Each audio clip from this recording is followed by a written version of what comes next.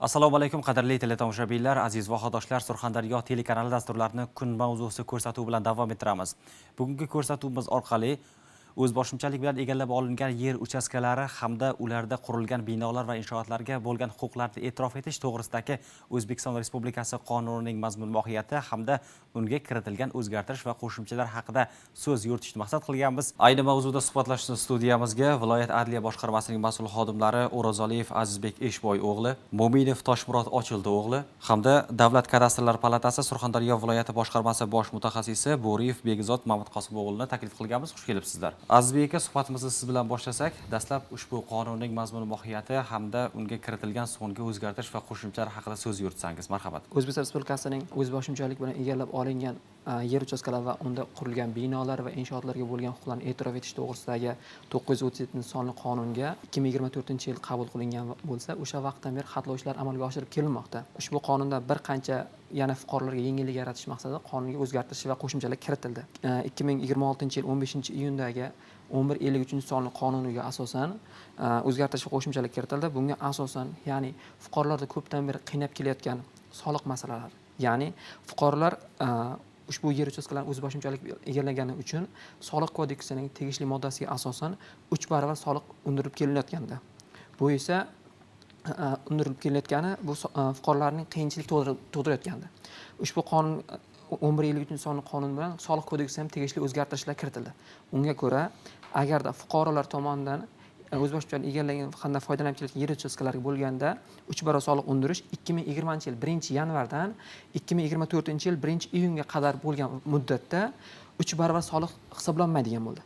Ham agarda o'sha vaqtda soliq hisoblanib undirilgan bo'lsa, qayta hisob-kitob qilinib, fuqarolarga tegishli tartibda qaytarish yoki keyingi muddatga ushbu to'lovlarni o'tkazish masalasi tasdiqlandi. Xulosa qilib shuni aytishimiz mumkinki, ushbu qonunda fuqarolarga juda ko'plab yengilliklar yaratish maqsadida ishlab chiqildi. Bundan tashqari, ushbu qonunning 5-moddasiga tegishli o'zgartirishlar, qo'shimchalar kiritildi. Fuqarolar tomonidan yer uchastkasining bir qismiga egalik huquqi bo'lib, qolgan qismiga nisbatan o'zboshimcha egallagan yer uchastkalarini e'tirof etish masalasi. Oldingi tahrirda qonunning alohida, ya'ni o'zboshimcha egallagan yer uchastkalarida ham alohida bino inshootlar bo'lgan bo'lishi kerak 2018 1-mayga qadar.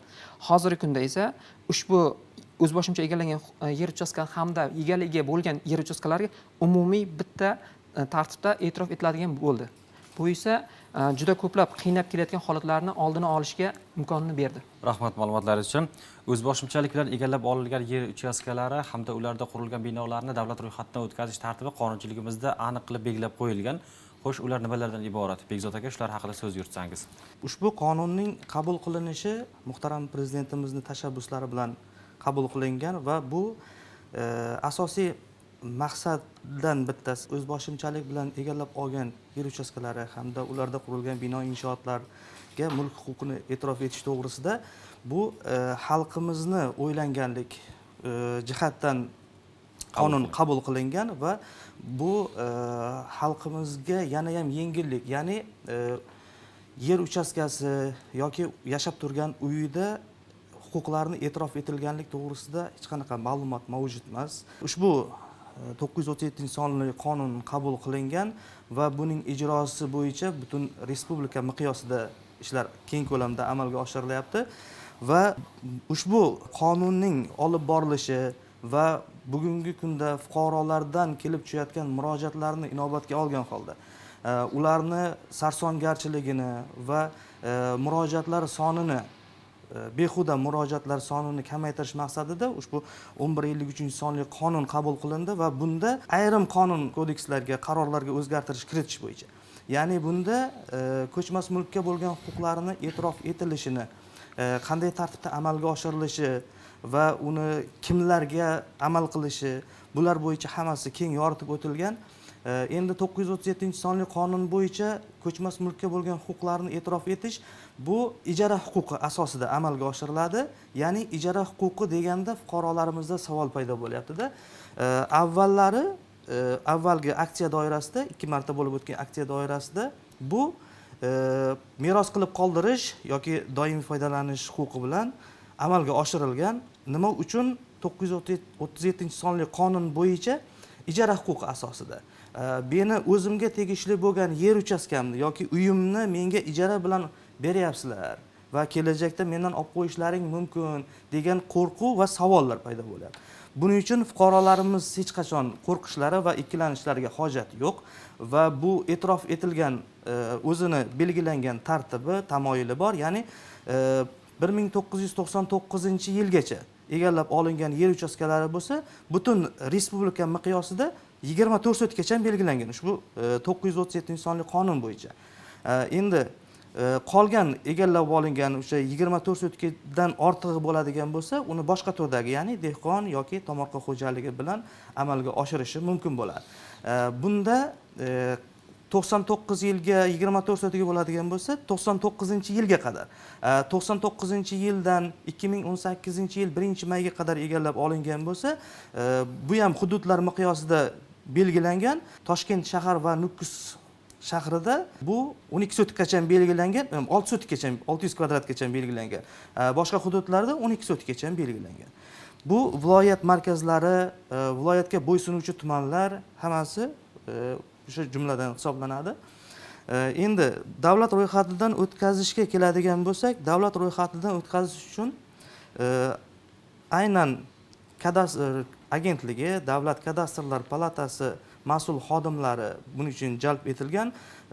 Xatlov o'tkazish jarayonida 937-sonli qonun bo'yicha mahallabay kesimida reja grafik amalga oshirilgan. Reja grafik har yili oktyabr 1-oktyabr bilan tasdiqlanadi va o'sha asosida mahallabay kesimida xatlov ishlari amalga oshiriladi.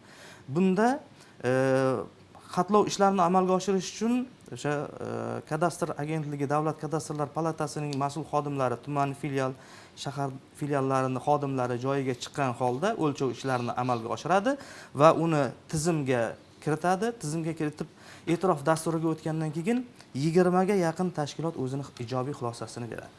Va ijobiy xulosa berilgandan keyin e'tirof etiladi va e'tirof etilgandan keyin Xalq deputatlar kengashi, viloyat kengashining qarori chiqadi va o'shanga asosan ijara huquqi asosida davlat ro'yxatidan o'tkazilishi mumkin. Xulosa qilib aytadigan bo'lsak, ushbu 937-sonli qonun hamda 1153-sonli qonunning eng asosiy qabul qilinishidan asosiy maqsad bu fuqarolarimizni huquqlari mavjud bo'lmagan yer uchastkalarini egallab, qonunda o'zboshimchalik bilan egallab olingan va bugungi kunda fuqarolarga yengillik yaratish maqsadida uni kelajakda farzandlariga yoki biror bir tadbirkorlikni amalga oshirish ishlarini amalga oshirish uchun ularga huquqlarini e'tirof etilishi va shu asosida xalqimizga yanada yengillikni amalga oshirish uchun qabul qilingan.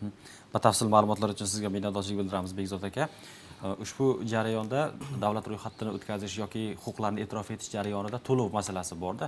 Toshmurod aka, shular haqida suhbatlashsak, o'sha to'lov masalasi tartibi qanday? Unga ham o'zgartirish va qo'shimchalar kiritilmoqdami?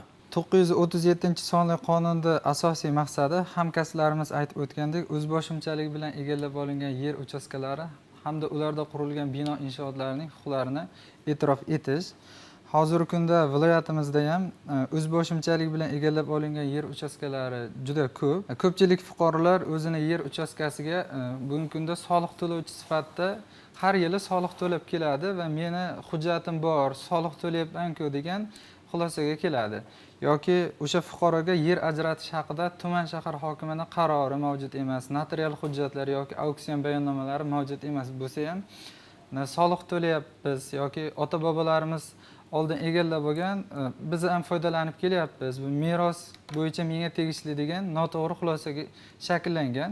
Ushbu yer uchastkalarini huquqlarini e'tirof etish uchun ushbu qonun qabul qilingan.